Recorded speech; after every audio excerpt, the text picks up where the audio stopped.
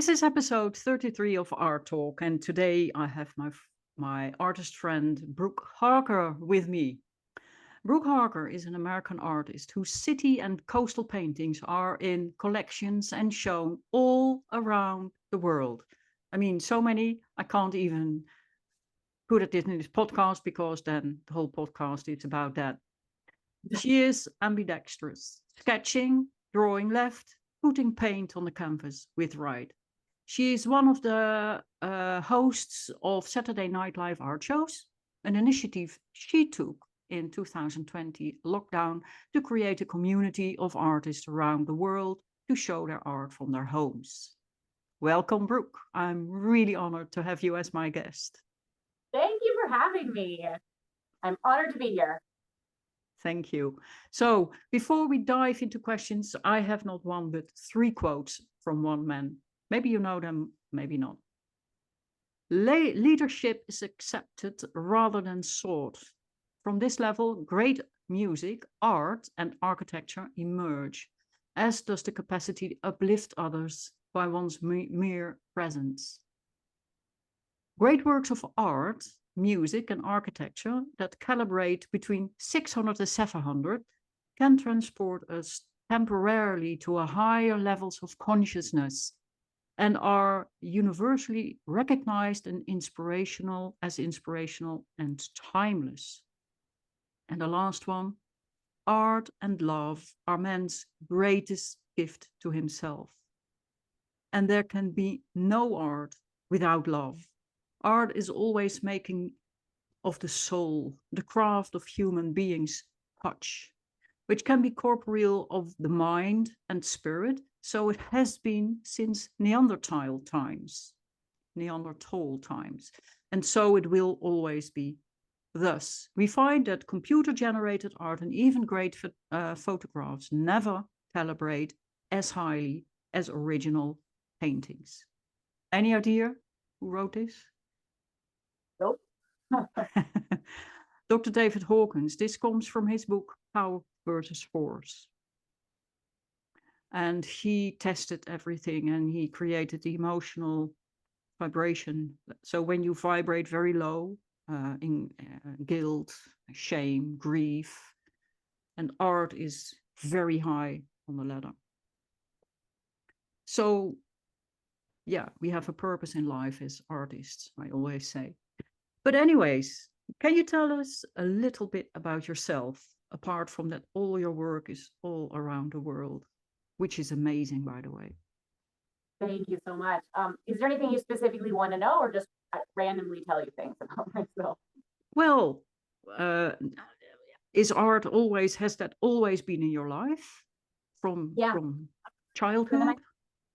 Yep. So I spent my life, my mom was an artist, my dad's a photographer. So I grew up at a theater surrounded by artistic people.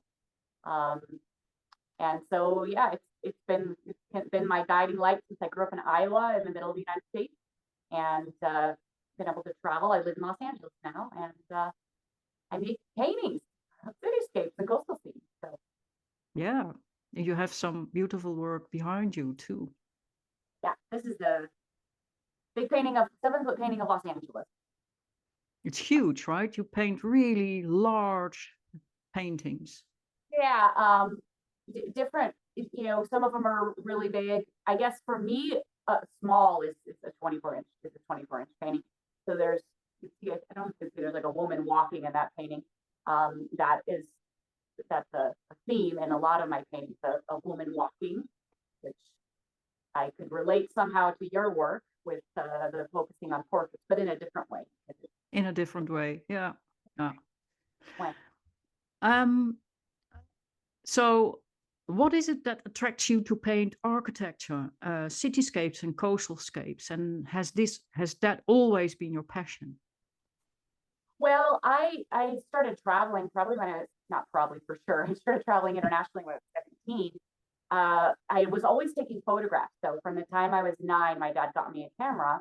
And I was always the person before, that this maybe sound like when I was young, but before the cell phones, I always had a camera. Every party I went to, I was the person who was documenting everything. And I actually had a passion for portraits. That's what I started with a love of abstract and also portraits. So I would get anybody who would sit still for me, especially in long car rides. I would go in public and I would get strangers to pose for me, and I would sit in various countries that I would travel to, and people would line up. Like I remember being in Beijing, China, at the Summer Palace, and I just had a line of people, and I would just draw them and give them away. And because for me, that's what an opportunity to get to sit with someone, and you know this, painting a person, you get to sit with them and really see them. And so, and I did that in Japan and Poland and all over the place. And then, but I also, that's probably, I think when I was in Japan, I started sketching live, um, like a city. I was actually on a date that wasn't a very good date, and I took my art supplies with me, which kind of shows something how awkward I felt. And I just climbed on this castle wall and I started drawing, and that's how I coped with not feeling comfortable. It's like I didn't really feel like I fit in, and especially it also, drawing people was a way for me to connect and feel like I had a purpose and I had something to do. Um, yeah, it gave me a way to. It kind of just gave me a place to fit in the world. Mm-hmm. Yeah. So the cityscapes, over the years, because I was painting abstract for years, I had about 9 different series going. I was obsessed with bicycles, painted those abstract, and umbrellas, and I was really into. Are you familiar with Masaru Emoto, the Japanese scientist who studied the water molecule? Yeah. So I was thinking, wow, if the water molecules are affected by thoughts and words and music, how is the paint affected by my thoughts and words and actions? So I really made a huge commitment. Probably, I think it was around 2009. I made a really big commitment to go from using art as a way to express whatever within me, because when I was younger, it would express all the whatever it was, I would throw it out on the canvas. I switched to let me work through that through yoga, through meditation, through therapy, through exercise, whatever, so that when I go to the canvas, what I'm choosing to put out there is of a higher vibration. Now, that's not necessarily always the case. We are always going to be going through things in tandem with whatever we're putting out there.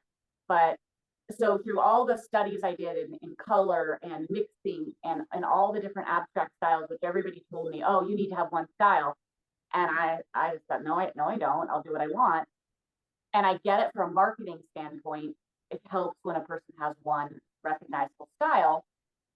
And then what happened was all the years of going live and sketching, because I was doing that at the same time, it all got married. And so one day, my ink sketches, and I made them big and took all I'd learned from mixing color and all that, and they came together. And it was a style that was natural, not because anybody told me. Mm-hmm. It was on my own timeline. So that's fascinating. Yeah, how you work through all the styles and all the things you need to do, and at one point it just bang, that's it, and everything you did on that journey comes together. Jo Marie had the same. She told me at one point it was snap, and everything she said, everything I've done, all the studies I've done came together. And I've the same. It's a weird thing. It just bang, suddenly it's there. But it's very interesting what you say about that water molecule. When you speak to your water, this is for the listeners who do not know, but there is a test in, you can find it on YouTube. And when you have 2 glasses of water, when you talk to one very nasty, the geometry of the water molecules is chaos. When you talk to it in a very gentle way, kind, you have brilliant, beautiful molecules. And it's fascinating how that works through, I think it worked through everything. And that's why art vibrates so hard and so high. But on another level, you clearly are a people's person. I always have that feeling you are a people's person. Painting and sketching outside, talking with people, and even collaborating. And I was wondering, are you asking people on the street if they want to collaborate? Do you just go to architects and ask them to collaborate with you? Well, I mean, that in an ideal world, that would be magical. What's tricky is what I'm painting is ancient. So one of my paintings, for example, of Matera, Italy, is 9,000-year-old structure. So there's no way I could ever collaborate No, with those artists. no. I will see it as a collaboration throughout time that is, it's a silent collaboration. We're all connected. And so if I go to a city, think about how many different buildings are put into that one location. And I'm tracking cars going by and people on bicycles and people walking. And even if there's times when I see someone, I'm like, oh, I want them to be in my painting. And I know it doesn't mean I get the right shot of them. They're busy. I generally not chasing people down. I also might stand on a street corner for an hour or 2 hours and just snap, snap, snap, snap, snap. And I don't even always see the people that are going to be in the painting until I look back at the photo and whoa, there's this magical person there. So every once in a while, like for example, this summer when I was in Italy, I saw these two women and they were in pink dresses and they were walking through the city and I was like, oh, I followed them. And then I watched them. It turned out one was a photographer taking photographs of the other one. I took shots of them doing their work. And then I actually did stop them and ask if I could paint them. I didn't really I was hoping I could work with some of the photos they took.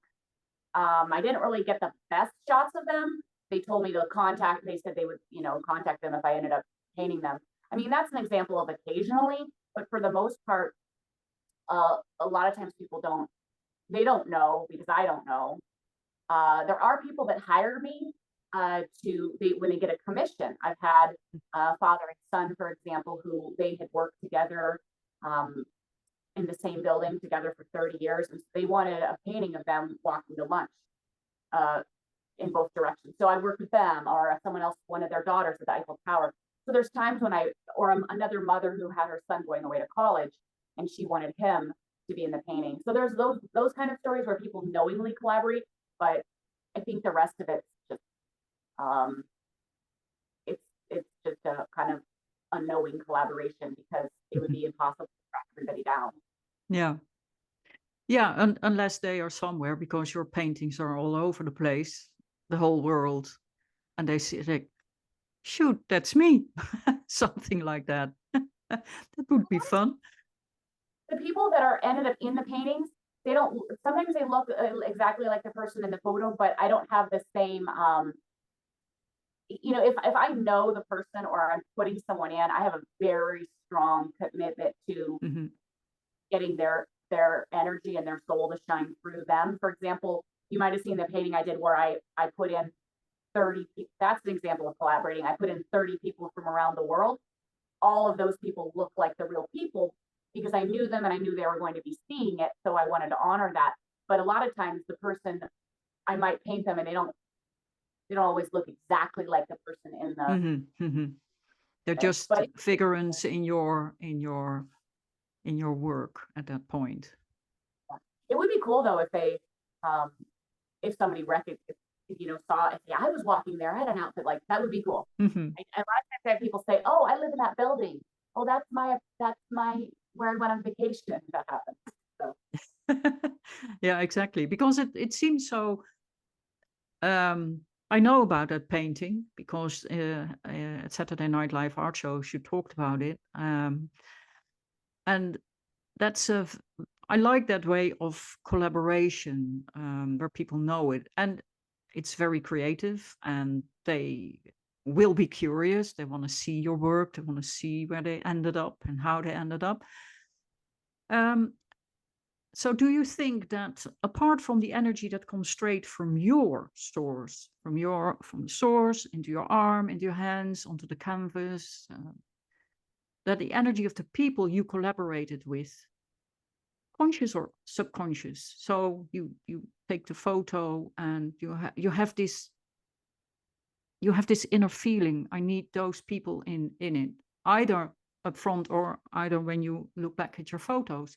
Do you think the energy of those people comes back into the painting too, makes it even more? That makes it more. With those, Well, more high in vibration. I guess I hadn't really thought about it. However, I will say there was something very, very magical about that painting with all those people. There was something that came through in that painting that was different than every other painting. Well, every painting's different though. You probably experienced. I do notice that people's energy comes through if it's just, and sometimes that can be difficult because there's times when I've been working on a painting for someone and they're going through a lot of illness or they're going through something, and I there's a lot of things I didn't realize existed until I started painting in the way that we're connected. But I think that everything is connected, and the collaboration of a city. I mean, that's what fascinates me about it, is that all these people contributed, and this idea that we are always all contributing, regardless of whether we know we're contributing. We're making choices, and we're all making kind of a big collage in our actions. So when I'm looking at a city and I'm saying, oh, okay, that person put that street sign there, and that person put those curtains in the window, that person left the trash on the ground, that person just sped through the intersection and almost hit a woman with a child. There's actions that we all take. I tend to focus on the collaboration that makes things beautiful. However, there's an impact and a ripple effect of everything that we do. It's probably, to think about it all, could be kind of overwhelming, which is why we probably can't comprehend it all. However, it's kind of like that butterfly effect, that sometimes we don't think about how many lives a person affects until they pass, and we hear all the stories of the things that they did and whose day they brightened and who they were being. So I think it's all connected. Yeah, it is an interesting thing because David Hawkins tested it, and he knew that, well, architecture is another one, because we constantly as human beings and our energy use the buildings. But paintings, and I've seen it and you will have that too, that when you reveal a painting for someone who commissioned, or just people in a museum, hence why people still flock to musea, and you see them cry. I mean, there's always some type of emotion that comes. Either they laugh or they cry, or they get completely silent and sit there for a while and absorb it. I also have an experience in museums where I am one of them. I think of myself as one of the worst little museum attenders that there is, because I think in a way that people might think, oh, this is how you should go to museum and sit and have the kind of experience you're having, which where you're talking about, which I definitely had. The first time I saw Renoir's Two Sisters, I sat for probably hours in front of it. And there's certain paintings that draw me in. However, when I go to a museum, I will book it through. I will book through an art fair, because I feel the energy coming off the art, and it's some of it's energy that I don't want to feel, because I used to feel bad about it, or some a little like guilty, like, oh, I'm not wanting to be cultured. And then someone explained to me, well, throughout time, there was a lot of time that artists were slaves to the church, or they were, they're unhappy and they're drunk and they're using substances. And so that energy, I don't care to sit and revel in it. I can appreciate that it exists. But I'm okay with that. I'm going to go to a museum and I will zone in on what I want to experience and leave the rest. And I'm the same way in a gallery. And I actually think it's a great thing for people, because there can be a lot of snootiness in the art world. And for people who don't feel like they know about art, they do know. All they have to know is, what are you drawn to? Spend time with what resonates and leave the rest, because the energy that we each need will vibrate with it's okay not to take all of it in. Yeah, absolutely. Absolutely. Yeah, I have the same. I can have it with commissions too, that I feel person so strong that I even know what colors to use. And then I get back and they say, "Oh my God, wow. Look, we just decorated the house like this and that. It's exact the same colors." Um, or yeah, seeing more things than other people see. And so I have the same as you have. So I go into a museum, I know where I want to go to, and I skip the rest. Yeah. And I get I get that I was talked of told, why are you always going so quick through a museum? Well, because of that. Yeah. And I completely understand that. It's a sensitivity that you have. Yeah.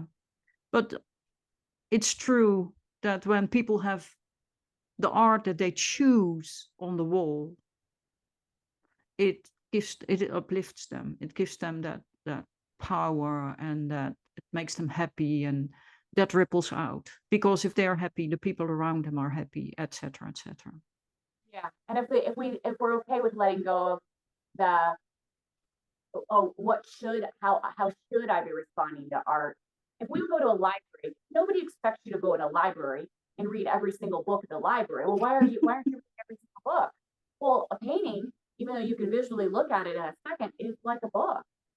It's got all these stories in it and all these layers and all this energy. And it can be a visceral experience. And you don't need to read every book, but you don't need to take in everything. Exactly. Yeah. So another thing you have, ambidextrous. So am I, by the way. And it is so really so powerful, because the way you work, you use both hemispheres. So it means you really use your whole brain. So I was wondering, do you notice, so when you sketch left and paint right, do you notice any difference in your mental state? Well, for the longest time, I mean, my whole life I've been using both. However, the most of my painting for most of my life until probably 2011 was all with my left. And then what happened in 2011 was I wanted the color to be a little more abstract. So that's why I started using my right, because it was the hand I used for all these other things, but it wasn't my dominant for painting. But what happened is it became more dominant, and I forgot that I ever. So now with the palette knife is so fast with the right hand that I forgot the fluidity with that I naturally move with my left. Mm-hmm. And I notice when I'm painting with my left, it's almost like time. Not that time doesn't disappear with my right hand, but I definitely go into and I've actually only noticed this in the last year. It's like I go into a different zone with my left hand. And do you have that? Do you have that experience? Yep. For me, it's so strong. It's for both. So I teach and I have to demonstrate. As soon as I start the demonstration, I can't talk anymore. I start to stutter. Yeah. And so I have that. And I know now that's because you're completely going in the right hemisphere, because the left one is the verbal one. That's the one that's always yep, chatting. Okay. So that's the one that is the logical one. That's the one that has the answer. If it is a true answer, it's not true.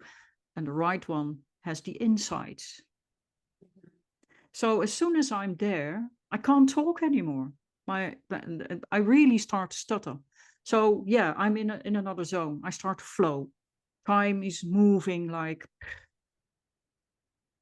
Interesting, because I know that like the most chatting when I was younger, I would not talk at all when I would paint. I would like growing up, I would have to separate myself from all the other kids, and I wouldn't talk. I had to work. And since painting with both hands and being outside in my neighborhood, I just can easily stop and chitty chat away. But I almost made a bunch of rules for myself where I stopped giving myself permission because I paint the ink. Well, I actually paint the ink with the right sometimes too. And however, I almost developed, well, I do this with this hand and I do this with this hand. And then I realized, wait a minute, why am I making these rules? And also with the, because I mentioned to you, I think just in a message, I don't know if you saw it, yeah, that paintbrushes, as much as I've always loved paintbrushes, I just didn't like to clean them. So I started focusing more on the knives. But there's something about having a paintbrush in my left hand Mm-hmm. that that just, that again, sends me into that zone in a different way. And so, especially because my work got known with the palette knife, I kind of made all these rules like, well, no, now I can't paint with a brush anymore because and nobody cares. So I have been observing that lately, just the ability to use all of that without having all the rules. I don't Yep. think this is a question. I'm just kind of rambling. No, it's completely logical. I mean, in a way, you set a set of rules, and we need to have a set of rules. So I understand that, but I'm very interested in this whole thing. So when I do my work, when I'm painting, I can't talk. It's as simple as that. I'm on another planet. And I was just wondering if you had the same. And I think because you said you paint in the streets and you meet people and people stand there and people watch what you're doing and people talk because people will not understand that when you paint, you can't talk. So you Well, have to, or did you make rules for that? well, They I can figured or they out can't. I don't put myself in where, see, if I have an area that people are less likely to talk to me when I have a gate when that's closed. If I open and go on the other side and I have the oil paint out, it's easier to stop with the oil paint in the way that I'm working. But if I'm working on the background of the painting, which I use both hands, I don't usually want to talk. Mm-hmm. If I'm ink, don't usually want to talk, which is the left. Well, also the ink dries fast. If I'm doing something with oil and somebody talks, doesn't dry for 100 years, it's fine. I can continue from where I'm at. So I guess I didn't understand. It didn't occur to me that might have something to do with why I don't talk in certain stages, and in other stages I will talk. Mm-hmm. Yeah. Yeah. It's a very interesting thing. It is a very interesting thing. Um, so you made a beautiful video that I watched, and I will put it in the show notes too. And you make a very clear statement about the power of energy that people feel when only looking at art and the ripple effect on their surroundings and eventually in the world. What do you think is the purpose of artists in the current world right now when digital seems to take over with artificial intelligence? And I can tell you, I've seen something that makes you cry. And it sells for 500,000 or something. And it was such a poor quality that I had like, how in the world is this possible? But nevertheless, we see more of that and we know where that comes from. But what is our person? What do you think, especially with the statement you make in your brilliant video? I always hear more than that you say. And maybe I go too far, but what do you think is the purpose of artists in this current world? Well, first I just want to respond to what you say. You see the thing that can make you cry. It can make you cry or it can make you laugh, because there's a lot of things right now in the way the world is that if we take it so seriously, like the banana being duct taped to the wall and selling for Oh however much. God, yeah. My mom went ahead and duct taped a banana to her wall, and my stepdad ate it. So she was copying that. But as far as like the purpose, I don't think I'm in a position to make a blanket statement about what the purpose of all artists is, because a person can be making art and that may or may not be their purpose. I think however, what we have as is an opportunity as artists in the world the way it is. And the opportunity we have is we have the opportunity to keep alive the tradition, and not just because it's a tradition, but there's the value of that energy that comes through original art. And a lot of people maybe they don't understand it or they don't know about it, especially if they're not being exposed. It's pretty easy for people to go about their lives and not be exposed to original handmade art. You can buy a bunch of prints in the stores, you can be in an office without it, you can be in your car. There's a lot of people that have maybe they've only seen it in a museum, if they've gone to museums. Some people haven't, so there's an opportunity that we have to be creating things that bring that energy to the world so that it can impact other people.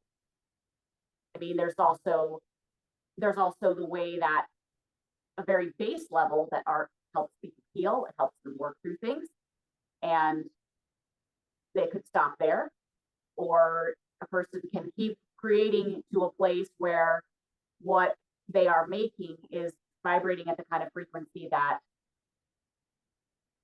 brightens someone's day, or and art that is even full of angst can brighten someone's day, because a person could look at that and go, oh, I'm not alone, someone else feels that too. There's so many different ways for that energy to touch people. So I think it's more of an opportunity that we have as artists than a purpose. Mm-hmm. Yeah, I can agree with that. I think that personally people can, or artists can have a purpose, but in general, I think as artists we have an opportunity to do something. Yeah, at least to touch people, to wake people up, either way, or themselves, or about what's going on in the world, etc., etc. Yeah, you're right. And so we learn our boundaries of what we like and what we don't like by, a person could look at a piece of art and say, oh, I feel nothing. It doesn't resonate with me at all. But at least that's part of the boundary of a person figuring out what it is that resonates with them. So yeah, and I agree with you. There are going to be artists that have a purpose, and this is my purpose, and that's cool. But it's probably everyone individually has their way of processing what they're doing on the planet. I personally love it when people are doing the kind of self-care and evolving themselves, because I like that comes through the art. Yep. But that might not be everybody's path or their journey. Yep. Absolutely. So your biggest role model, and you can speak to them or meet him, or him or her. What would you ask? What's the most important question you would ask? Well, I think my mom's my biggest role model. So I've gotten to meet her a bunch of times. I don't think I need to ask anything. I just want to be in her energy. And I think that's with anybody whose energy I admire. And I think that's something I've realized in recent years, is it's not what a person does, it's who they're being, and just being in that energy field of them. There's a learning and a lesson. No. Being around, there's nobody that can replace that energy. So yeah, so I think I just want to be in the presence of people who are creating and observe. And I guess if I came up with a question in that moment, then I would ask, but there's nothing off the top of my head, right? What about you? Who would you question? I think I would love to speak with Leonardo da Vinci if I had a chance. I would ask him questions, because he was in so many ways I can relate to him. The exploring, the finding things, the things I've done in my life. I'm also a classically trained musician. I'm an academic, etc., etc. So, yeah, I feel related to him. I'm just also very curious to what he would say about this time, and how he would stand in this time, and how he would use things. I mean, it's interesting. There's so many interesting things going on. And even though I'm an old master geek in many ways, and I love portraits, it's, yeah, I think I would like to have him around. Yeah. Love how curious you are, which is good. That makes it good for you to have a podcast because you've got to be curious to have a podcast and ask questions. Yeah, And of course. But I do it myself, but I love to talk with other artists. And I'm really happy that I have you here. And your brilliant paintings, I wish I could see them up close. well, maybe someday you'll get to. Are you having exhibitions in London, UK? I have not had any London exhibitions yet, so who knows? Okay. Maybe see this and there'll be an exhibition in London. I've been to London, I think once for the weekend. Germany, flew over, but yeah, but it's lovely. It's lovely to talk with people, the different types of art they create, how they live through their art. I mean, yeah. one of the things that I was thinking about when you were talking about, you were explaining to listeners who might not know about the Japanese scientists who studied the water molecules was, our bodies are made up of what high percentage of water, is it 70% or I don't know, it's some 95%. Yeah, so that's where that also fascinated me, is if I'm painting, how's that affecting my body, what I'm thinking, and then I mean, it's going into the material, going into my own body, but it's also going into the bodies of the people around me, how I think, Yep. and how I speak and act. And another thing that I've been thinking about lately, it's a quote I love by one of the coaches I've worked with. Actually, he worked with Joan Marie and Cheryl Benji and Jim Fortin. He said, you can't fake frequency. And No, so that's true. No. That's one of the things, is you just keep painting. And some people want to, and now I'm doing this. Well, if there's a natural way that the energy comes through, and it's going to come through whatever frequency you're at. So the more that's what I've been thinking about. It's about painting, and it's just about being wherever you're at, and that will continue to naturally evolve. Yeah, and that's so true, because when at least when I paint, I'm really in my happy place, so I know I vibrate high. And recently, and I never painted animal portraits, for instance, and now I did a little kitten, and I know the kitten also, and I love animals. I'm crazy about them, and I had like, why the hell didn't I never paint animals? So I started that. So I painted this little one, and it made me so happy. I really had like, wow, my vibration went up through the roof. Well, kittens are pretty high vibration, so Yeah. Very, very high. You're picking up the energy of the kitten. Yeah, absolutely. Absolutely. It's also that I know him, but I had this often when I am with animals. I am in a very good spirit. So, but painting them, when I paint, I feel that my energy goes up. Definitely. I love that. I have a lot of dogs that visit me while I paint, or in where I was painting in Italy, there's always been a dog or dogs that I fell in love with. So there's something about having that unconditional love that comes through, that is a nice greeting and reminder while painting. About what's possible. yeah, I had my dog. Yeah, well, I love animals. I had a dog and a cat, and they were brilliant together, by the way. And they really keep you in the now. So it is no wonder that you feel good. And it's the same feeling, well, I have when I paint. So when I have to do too many things around marketing and stuff like that, I feel it drop. And I have like, okay, back to the easel, start painting.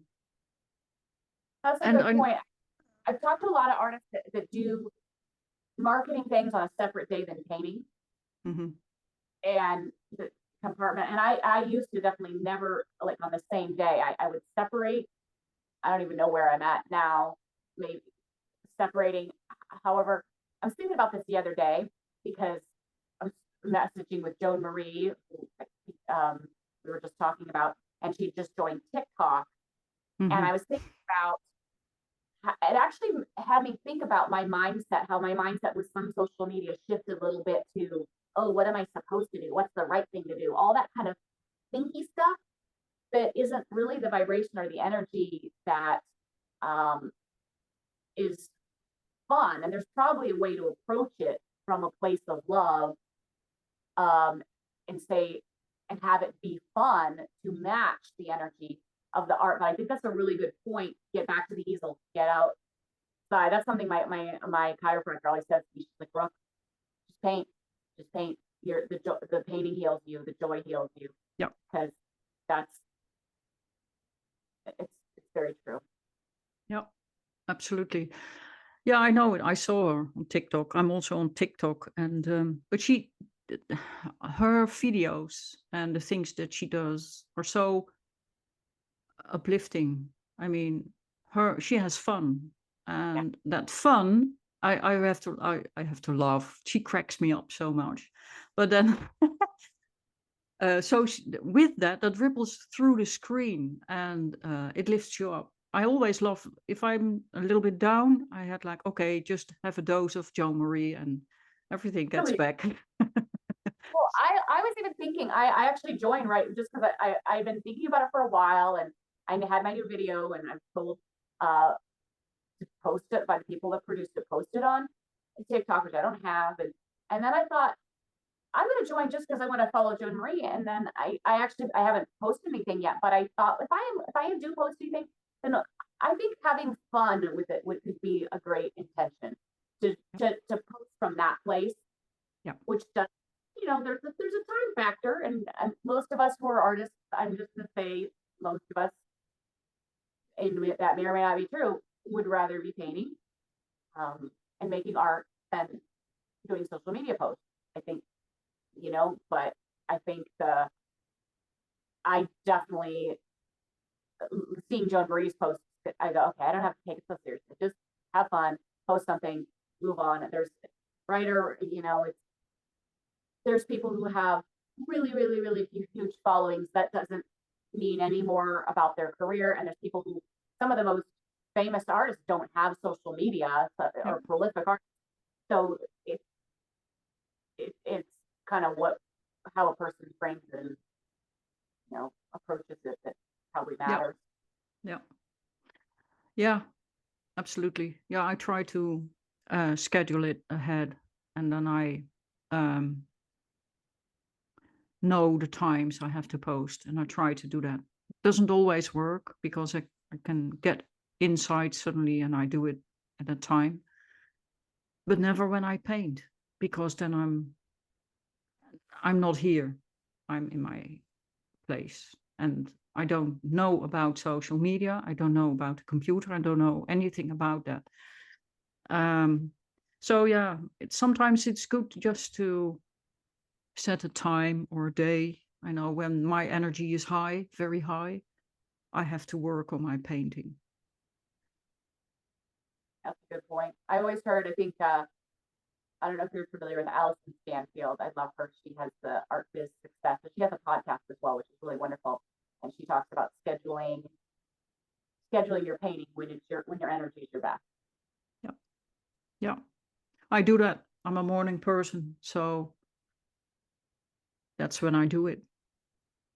I'm more morning, although I haven't, I'm morning, but I also want to work out in the morning and I want to do all the things in the morning.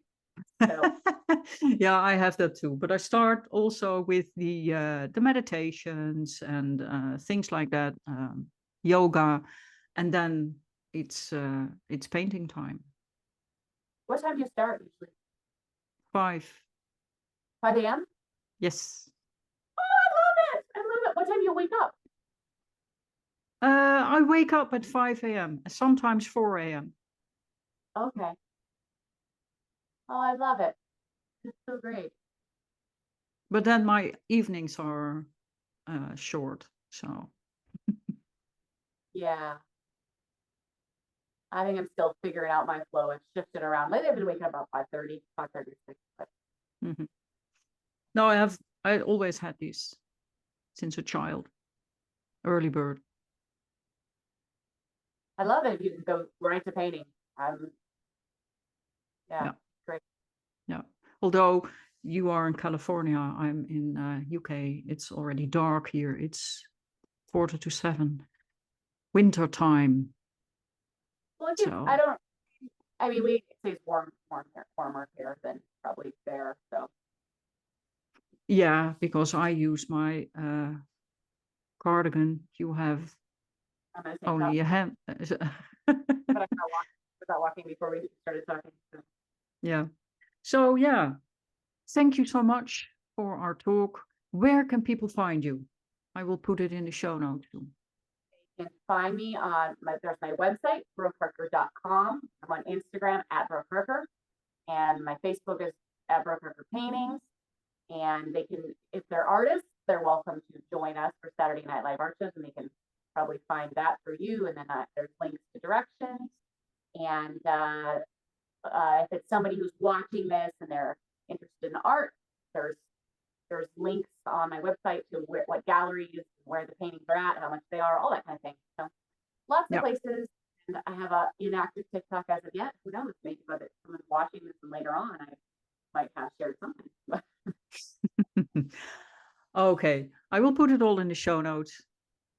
Thank you so much for being here, and yeah, Thank hope you to for see. having me and for being and consistently participating in the project of Saturday Night Live. It's always great to have your thoughtful voice and your reflections and the commitment that you have to the work you do, but also the people who you're representing and the people that you're connecting with. And there's that's one thing I love about this project that we're both part of, is that it attracts people who have a heart for caring about the world and finding their own way to contribute. So thank you. You're welcome, and thank you.